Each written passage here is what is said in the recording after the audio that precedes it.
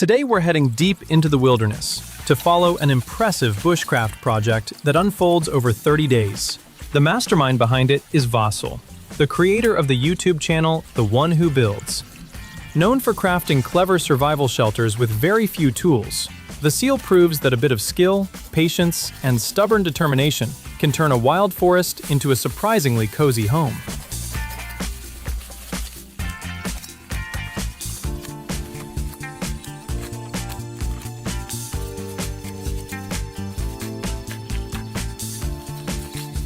The first and perhaps smartest step in the project is choosing the location.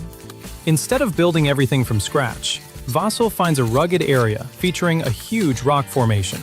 This massive boulder becomes the natural roof of the shelter. By working around the rock, he gains instant protection from rain, wind, and falling branches, while saving himself the headache of constructing a full roof. With the location set, the real work begins. Vasyl clears the ground beneath the rock overhang to prepare a stable base. Armed with a shovel and plenty of determination, he removes loose soil and levels the surface. It may not look glamorous, but a solid foundation is essential unless you want your wilderness cabin slowly turning into a leaning tower.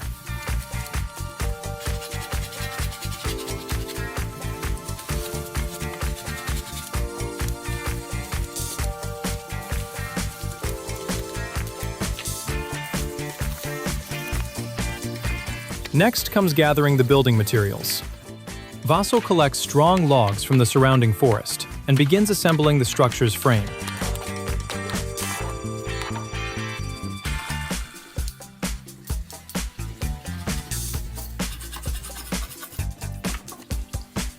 Thick, vertical logs are placed along the edges under the rock, creating the skeleton of the shelter.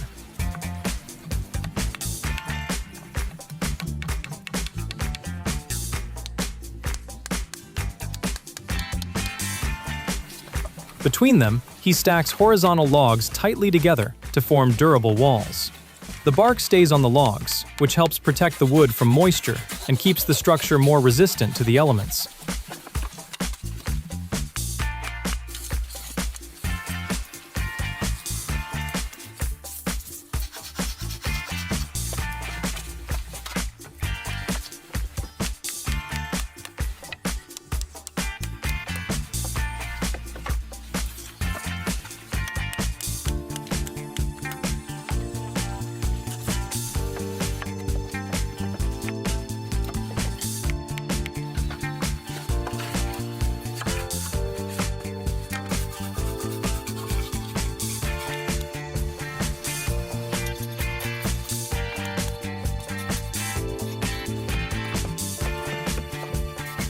Once the walls are standing strong, Vasyl focuses on making the shelter comfortable enough to actually live in.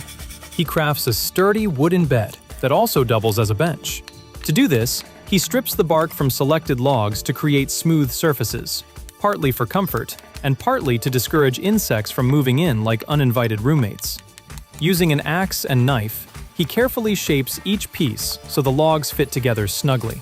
The joinery method he uses is a classic: mortise and tenon, a woodworking technique that has been around for centuries. One log is carved with a protruding tenon, while another receives a matching slot called the mortise. When fitted together, the pieces lock firmly in place without nails or screws.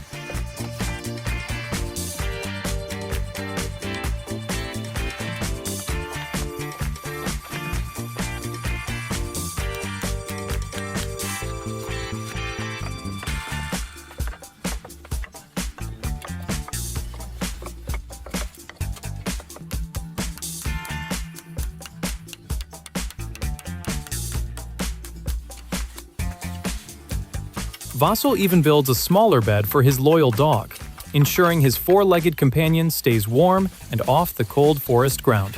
Because in the wilderness, everyone deserves a comfortable place to sleep.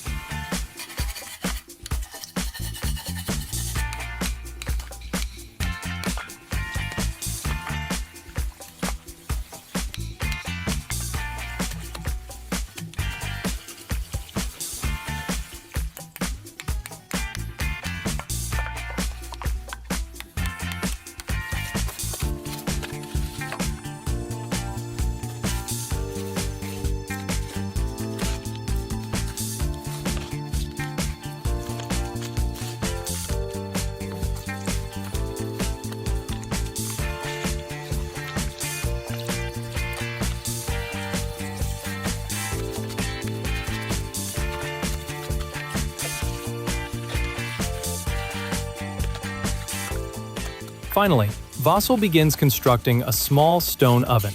He gathers clay-rich soil and mixes it with water to create a thick, natural mortar. Flat river stones are carefully stacked in an interlocking pattern, with clay filling the gaps.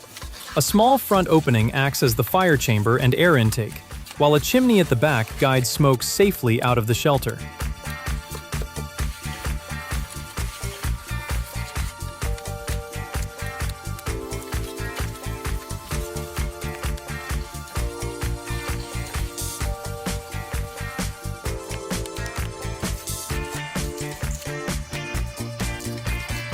Once the oven structure is finished, Vasil lights a fire inside it. This isn't just for cooking, it's actually part of the construction process. As the flames heat the stones, the clay mortar slowly bakes and hardens, transforming from soft mud into a much stronger, more durable material. In other words, the oven gets its first workout before it even cooks its first meal.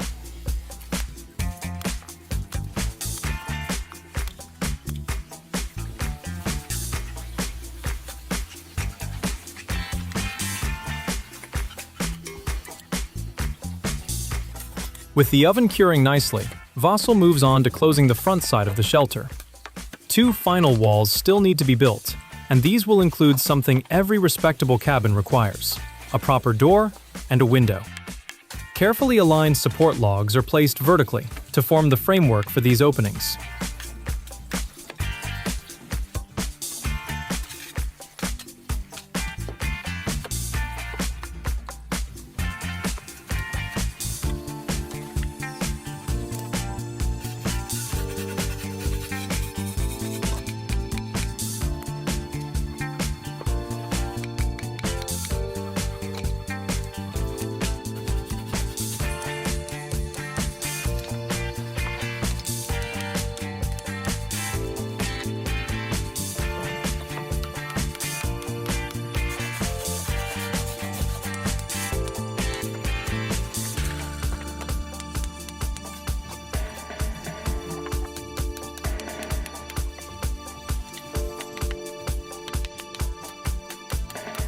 Once the front framework is solid, attention shifts to the shelter's floor. Walking on bare forest soil might feel natural, but it quickly turns into a muddy mess, especially after rain. To solve this problem, Vasil gathers a collection of flat river stones and begins laying them across the ground. One by one, the stones are carefully arranged to form a stable and level surface. This stone floor serves several useful purposes. It blocks ground moisture from creeping into the shelter, stores heat from the fire to keep the space warmer at night, and provides a much more comfortable surface than cold dirt. Plus, it makes the cabin feel a little less like a campsite and a little more like an actual home. With the floor complete, Vasil begins filling in the walls using a method known as Cordwood construction. Instead of stacking long logs horizontally like a traditional cabin, he cuts logs into shorter pieces and places them so their circular ends face outward.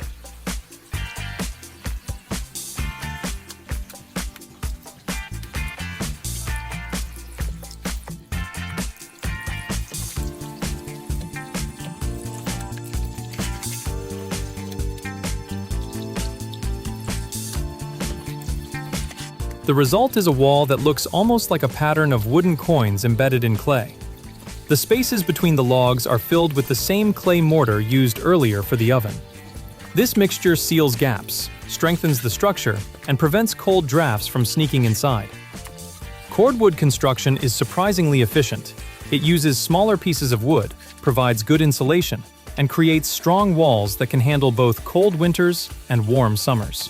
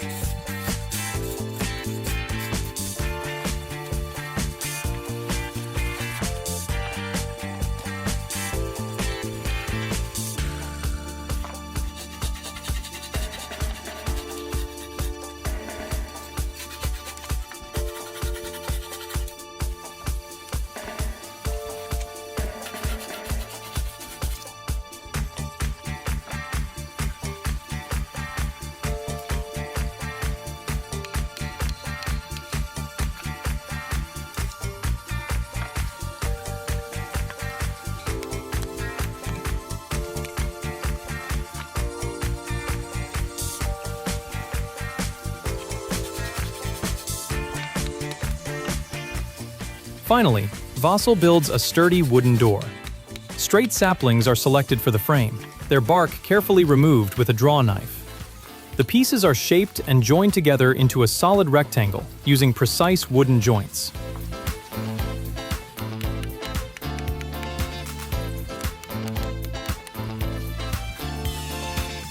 Inside the frame, split logs are placed side by side to form the door panel.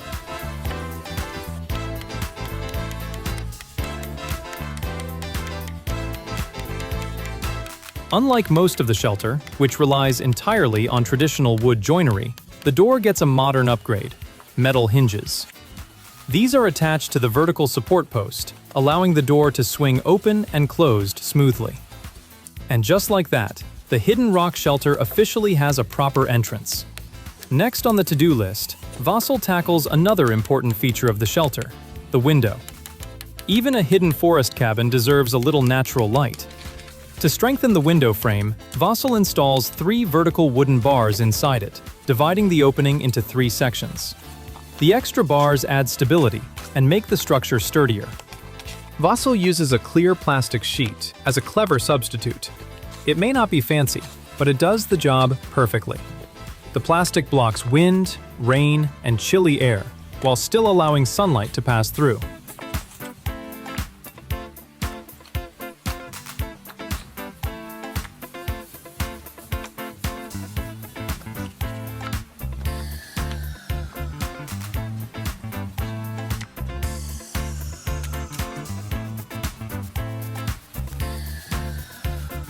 With the window finished, Vossel shifts his attention outside the shelter.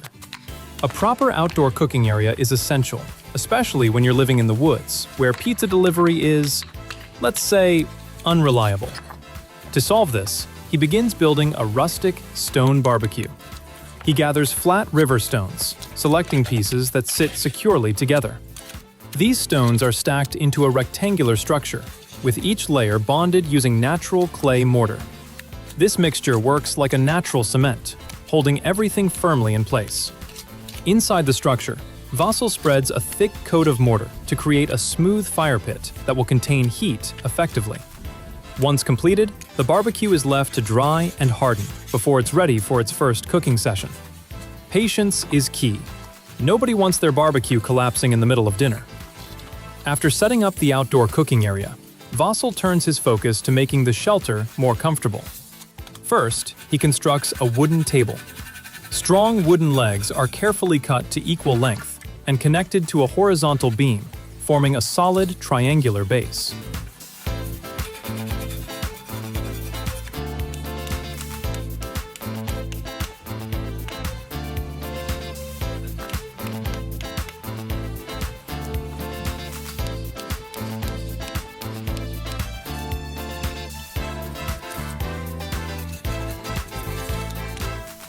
For the tabletop, he arranges several thin wooden planks side by side until they create a smooth surface. To save materials and maximize stability, the table is mounted directly to the shelter wall. Because the wall acts as an anchor, the design only needs 2 legs instead of 4. It's efficient, sturdy, and surprisingly clever, kind of like wall-mounted furniture. Next comes the chair. Vossel builds a strong rectangular base supported by 4 thick legs and reinforced with horizontal beams. The seat is made from rounded wooden slats placed tightly together and secured firmly in place. A tall backrest is added for comfort, turning the chair into a surprisingly cozy place to relax after a long day of chopping wood and pretending to be a forest architect.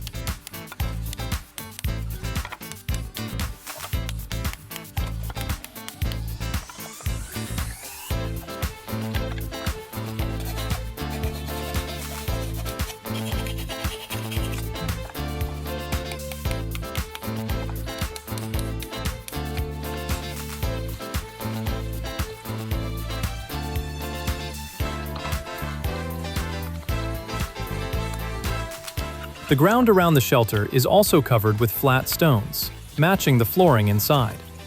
This creates a solid walking surface and keeps everything consistent.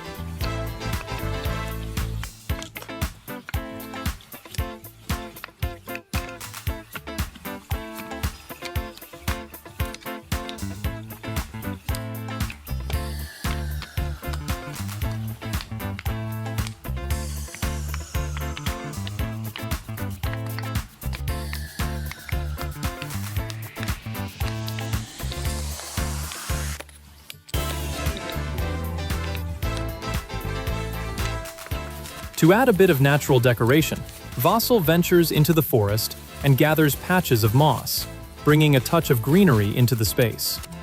The shelter itself sits in a dense woodland area filled with tall trees, thick vegetation, and abundant natural materials. The massive rock overhang above the shelter provides excellent protection from weather and acts as natural insulation, storing heat during the day and releasing it slowly at night.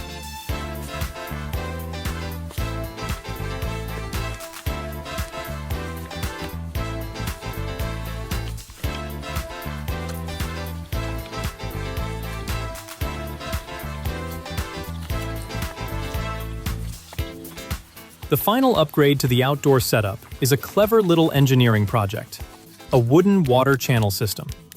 Instead of hauling buckets from the river every time he needs water, which gets old very quickly, Vasil decides to bring the river a bit closer to home.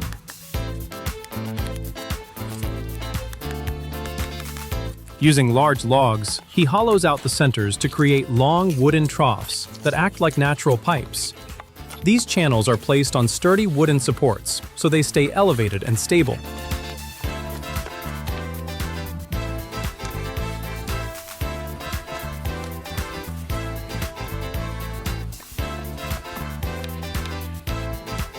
Once everything is lined up, gravity does the rest of the work. Water begins flowing gently through the log channels and arrives right near the shelter. It's basically wilderness plumbing. No pipes, no pump, and definitely no monthly water bill.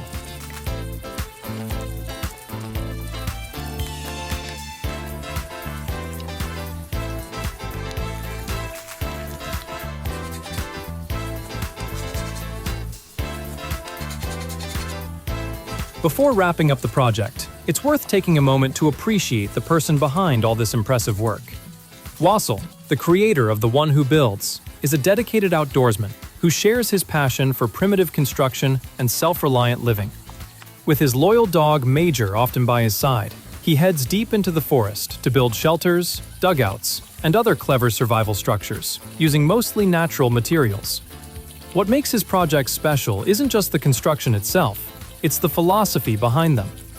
Rather than forcing the landscape to change, Vasil works with it. Rocks become roofs, clay becomes mortar, and fallen logs transform into walls, furniture, and even plumbing. The result is a shelter that blends naturally into the environment, as if it quietly grew there.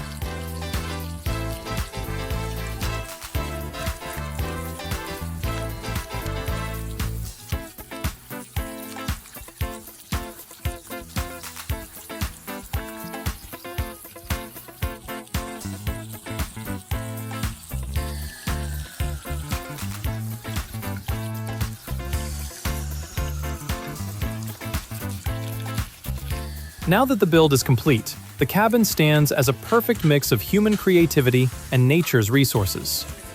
Deep in the forest, a place like this can be a real lifesaver, a warm refuge for a tired hiker or anyone seeking a break from the wild. Of course, a shelter like this is part of a shared wilderness. Anyone who uses it should treat it with respect. Keep it clean, repair what you can, and leave it ready for the next traveler. After all, the forest may be wild, but a little kindness keeps its doors open.